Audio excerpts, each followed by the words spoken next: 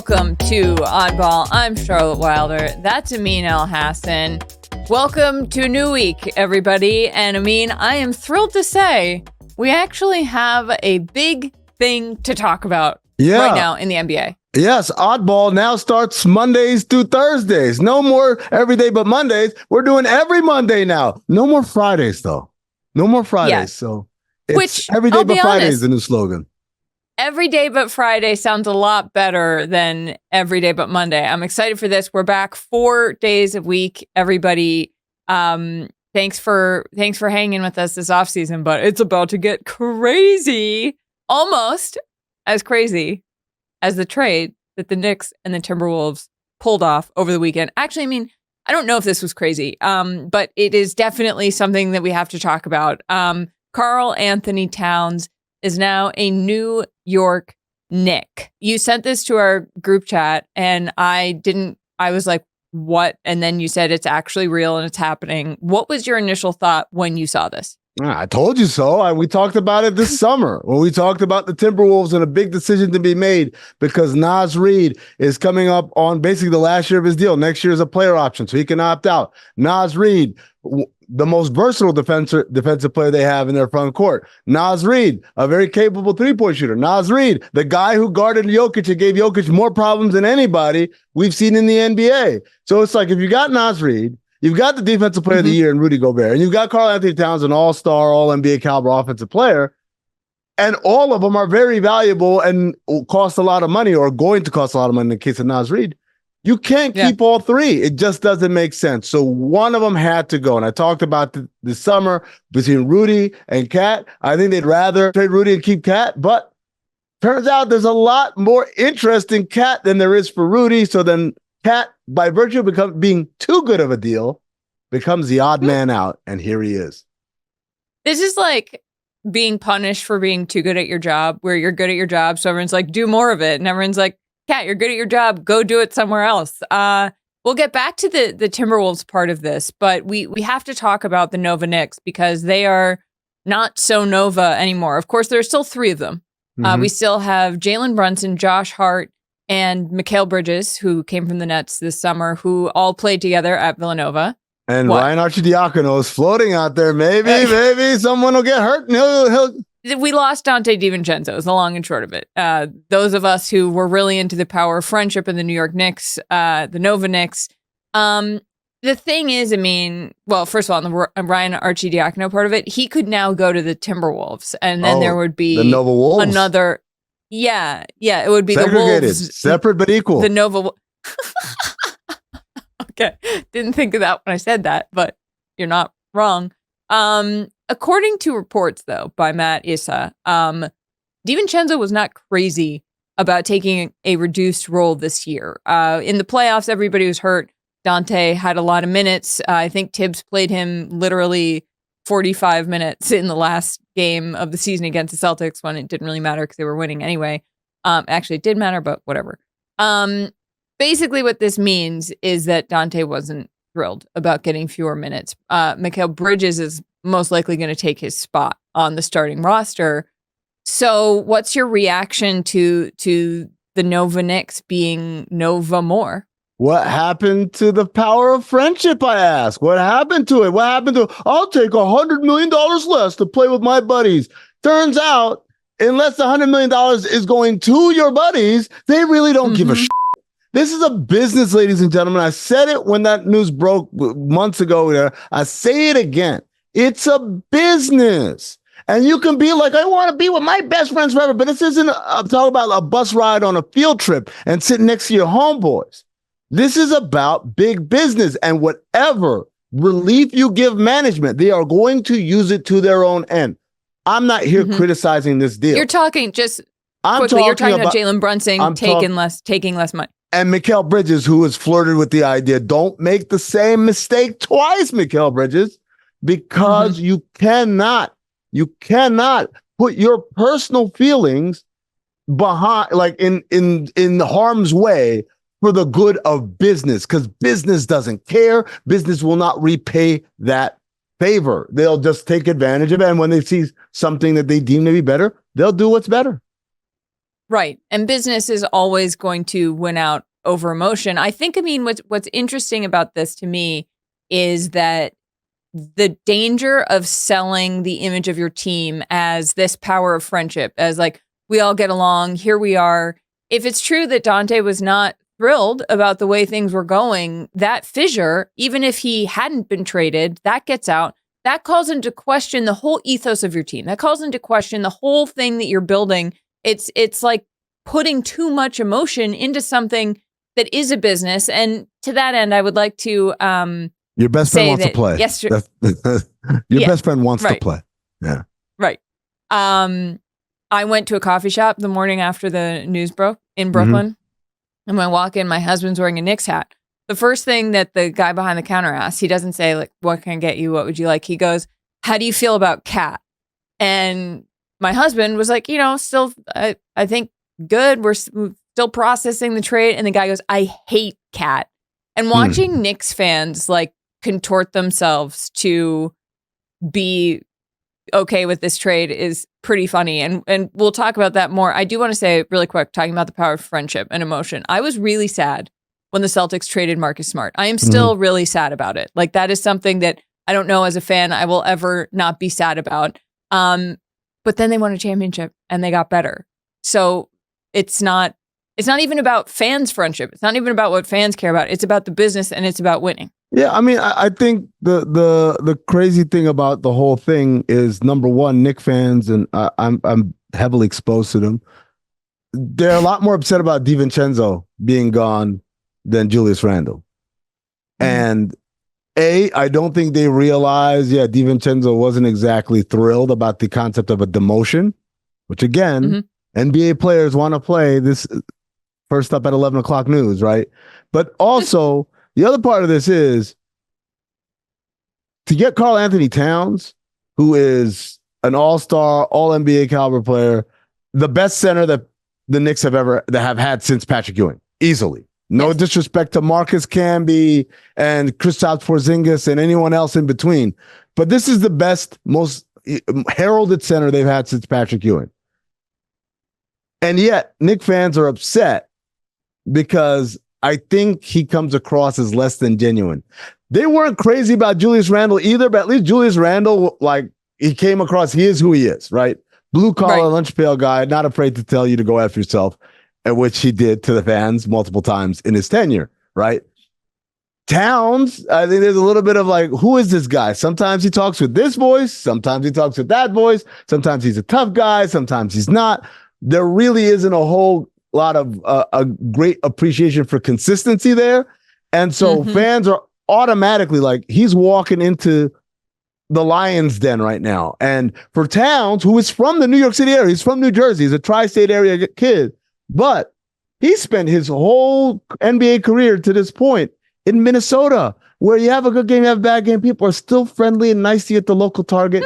Meanwhile, poor guy finds out he's traded, is shocked, tweets, ... And this is how they respond to him. Okay, here's the reply from a Knicks fan. Don't be coming to the Garden acting like a So we can bleep me out, but I had to say it for the sake of you can't peter out at that last bit. You can't Carl out at that last I would have said broad.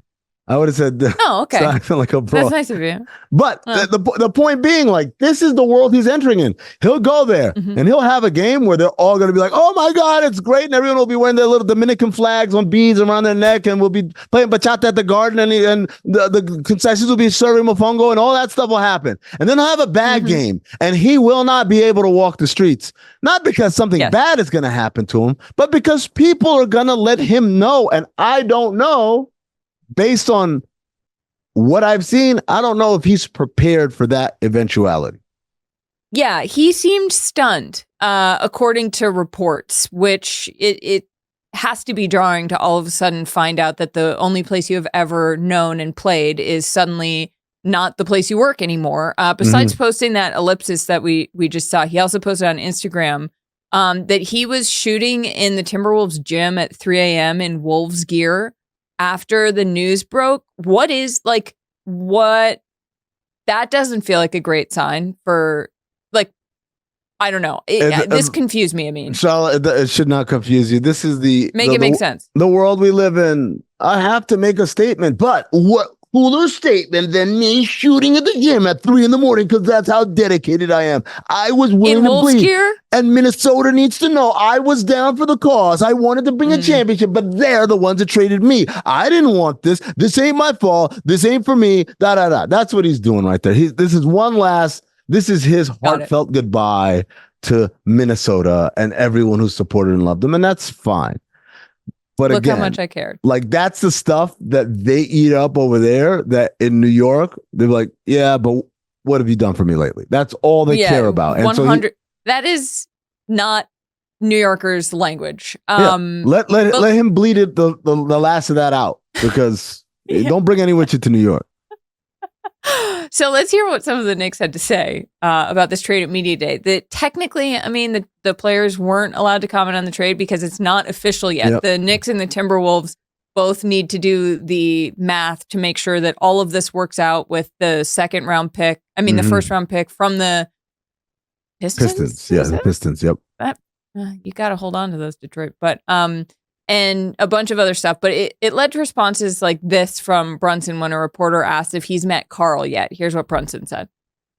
Did you say hi to Karl when you got here? Excuse me? Did you say hi to Karl when you got here? Who's Karl? Don't know who that is. Don't know who that is. Nah. Who's Karl? Yeah. Who's Malone? Karl? I would have been like, Malone? Well, no. I think this is funny because I saw this, and at first I thought he was just throwing massive amounts of shade at Karl Anthony Towns. I thought he was legitimately pissed about the trade, and he was like, who's Karl? But then I realized it was that's Jalen Brunson's whole resume and reputation in life is to be that kind of guy. Well, that's why I was like, is he doing a heel turn now? How do you think he's actually feeling, Amin? No, I mean, like, you know, obviously change is hard, especially so close to your opening camp. You guys have been talking to each other, you've been informals. You're thinking about what the season's going to be. And now all of a sudden there's this massive shift and massive change. We saw something similar last year when Damian Lillard got traded to the Bucks. Like, say what you want about, it's so exciting, the great talent, but it's like, this is very different, if I'm honest, than what I was expecting, I was gearing for. And so there is a shift there that you've got to get accustomed to. But having said all that, you know, Karl Anthony Towns, as I said, the best center that's played there since Patrick Ewing. The big thing he does, he's an excellent shooter. He's going to space the floor. And, you know, we were talking literally last week, Charlotte, about the Knicks not addressing the center situation, not addressing the need for a center. Mitchell Robinson's hurt. Julius Randle's coming off an injury and is undersized anyway. Precious Achiuwa is undersized. Jericho Sims is not good enough. What are you going to do for center? They went out and got one of the best centers in the NBA. So from a basketball-only standpoint, you gotta feel like, okay, this is good. Like, this is good for the Knicks. They got a guy. He makes basketball easier for Brunson by spacing the floor. He's a bona fide star, et cetera, et cetera. The thing I wonder about is Karl Anthony Towns, how he feels about this whole situation. Meaning, I'm playing for a new franchise for the first time in my life. I'm playing in Minnesota. It was easy for him to take a step back because Anthony Edwards was undeniable to everybody, right? Number 1 overall pick, everything. Jalen Brunson may be undeniable to you and I, but does Karl Anthony Towns feel like Jalen Brunson's undeniably the best player and I should take a step back for the second round pick who's never made max in his career? Like, I don't know if he feels that way. And so these are the things that I'm wondering, but the good news is if there's anyone to make him feel comfortable, it would be Jalen Brunson. Yeah, and look, the Knicks spaced the floor the least of any team last season. The Celtics obviously spaced it the most. The Knicks, if everything goes the way everybody think it could go, and if the Sixers aren't in the Eastern Conference Finals, it could very well be Knicks Celtics, and they need something to contend with that because they just couldn't otherwise. And so here's this guy. He's sort of a savior if it works out personality-wise and ethos-wise. And here's what Josh Hart said. Hate to see guys like that go, especially with the caliber of player they are and also the caliber of people that they are. Cat's an amazing player, someone who be really good in terms of spacing, knocking down shots, blocking shots. It's you love it and hate it. So, I mean, what's interesting to me here is Josh Hart also said that Karl Anthony Towns was someone who took a back seat to Ant, and that selflessness can be great. I'm wondering how someone like Karl Anthony Towns hears that. I mean, I don't, that's the question I asked a second ago is, does he bring that same attitude here? Is it just for the good right, of... but how does he react to hearing Josh Hart say that out loud? Like, is that it feels like a bold thing for Hart to say? I mean, it is and it isn't. If he took the step back last year out of selflessness because he realized that's what's best for the team, then sure, he brings that attitude here and does the same thing. But if he took it last year or 2 years ago, whatever, when he said, damn, this dude is really good, I look like a fool. Even I would look like a fool if I try to fight this. Then I don't know if he carries that same attitude, because the only way that happens is if he deems Jalen Brunson to be in that same echelon as Anthony Edwards. If he looks at him the same way, then all right, cool. But if he doesn't look at him the same way, right, then does he feel like, oh, I'll take a step back for the little guard who's, was a second round. This is the part where we don't know. We got to see how he responds. But again, like you said, he's a great player, and ultimately the Knicks didn't give up too much to get a great player. That's the thing that everyone has to remember. Like, they gave up a first round pick that is protected beyond protected, right? It's Detroit pick, but the reality is, if Detroit is in the lottery for the next few years, that pick turns into 2 second round picks. So it's not really a first round pick unless Detroit gets his act together, right? Then it's Julius Randle, who has an option next year, so he could have walked or demanded a lot more money. And remember, we already asked all these questions about whether he was the right fit, whether he would agree and fit in with what was happening, right? And then Donte DiVincenzo, who is, again, this is the part where I break a lot of people's hearts. Donte DiVincenzo is a good NBA player.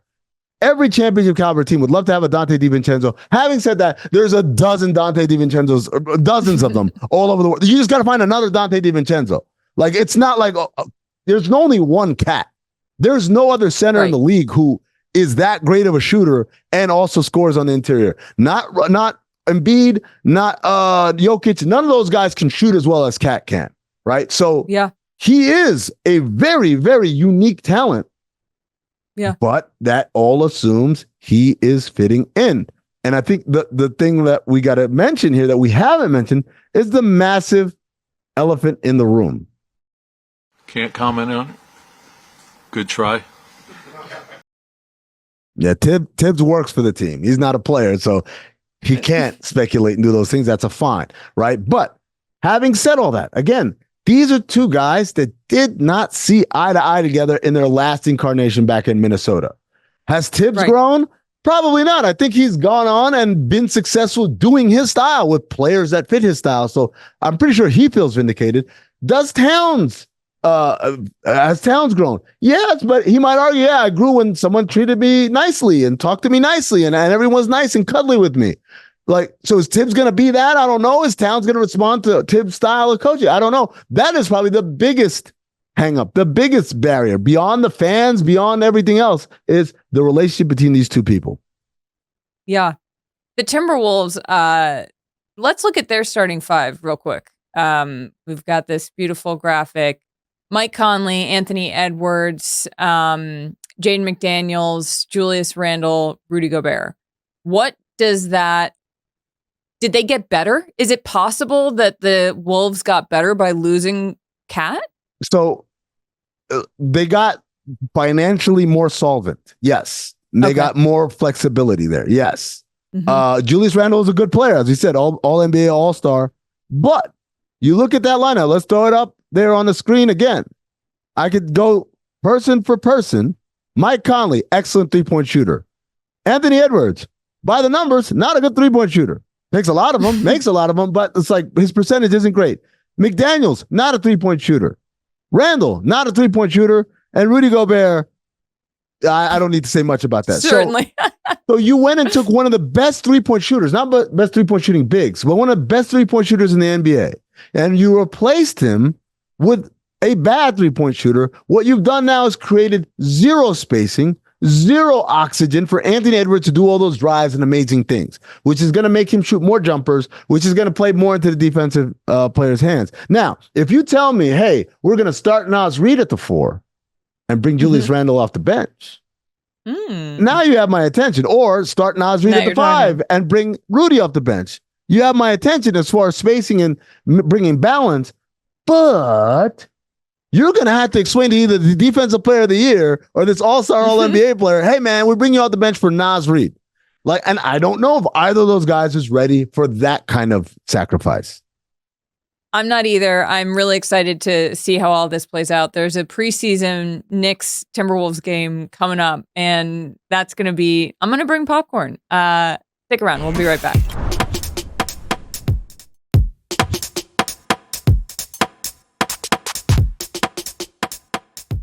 Okay, I mean, we have to end on a sad note today. The passing of a legend, Dikembe Mutombo. He passed away today at the age of 58. This man was an amazing player. He played for 18 seasons for the Nuggets, the Hawks, the 76ers, New Jersey Nets, the Knicks, the Rockets, and he retired in 2009. He was a 4-time Defensive Player of the Year, 3 All-NBA selections, 8-time All-Star, 20th all-time in rebounds, and 2nd in blocks only to Hakeem Olajuwon. And he also once blocked 3 shots on one play.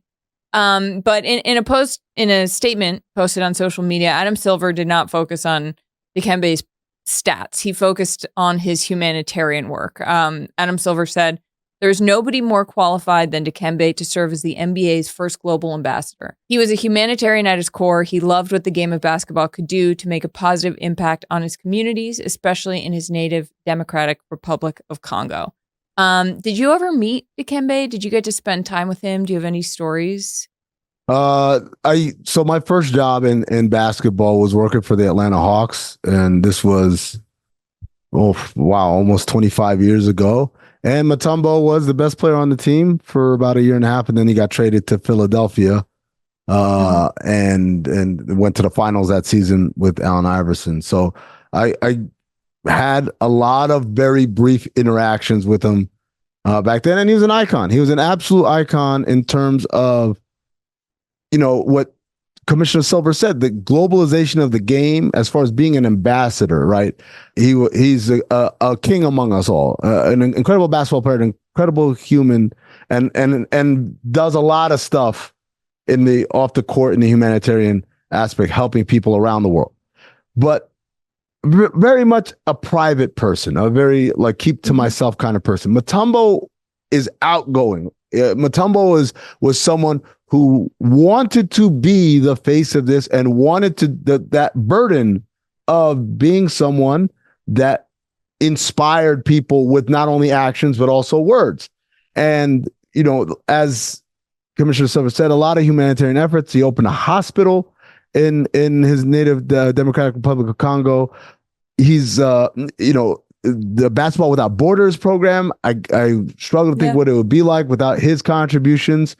And what he did is he set a standard and example, if not for all international players, definitely for players from the African continent, that what I do with my career is not simply make money and provide for my family and have a good time, but how can I give back? So I know, for instance, my good friend Luol Deng, everything that he does for South Sudan, that is all inspired from what he saw Mutombo do. He wanted to be like Mutombo in terms of, I want to be more than just someone that people are proud of because I do well at this sport. I want to be someone who materially improves the lives of my people. And that's what everyone's going to remember Mutombo for.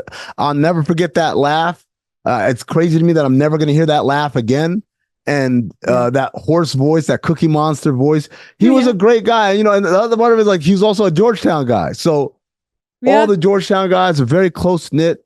Whether it's Patrick Ewing, Alonzo Mourning, Othella Harrington, Roy Hibbert, Allen Iverson. How can I forget? So they all were part of this community, this very close knit community, and they lost a big part of that as well.